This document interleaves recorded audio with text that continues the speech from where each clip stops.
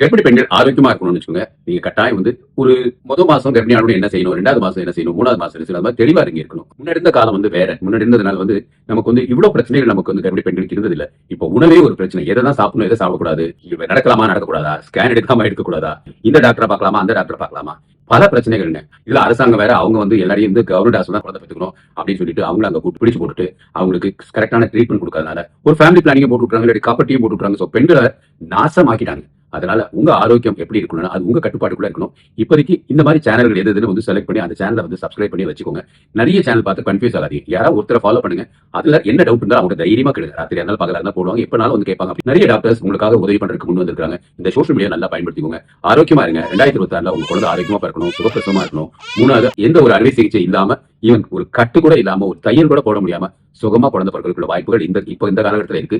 அதை எப்படி புரிஞ்சுக்கிட்டு அதுக்குள்ள முயற்சிகள் எடுங்க. அதுதான் உங்களோட எதிர்காலம் நல்லா இருக்கும். உங்க கேள்விகளுக்காக நாங்க காத்துட்டு இருக்கோம். எந்த கேள்வி வேணாலும் தைரியமா கேளுங்க. உங்க குழந்தை ஆரோக்கியமா இருக்கணும், நீங்க ஆரோக்கியமா இருக்கணும், உங்க குடும்பமும் ரொம்ப ஆரோக்கியமா இருக்கணும்.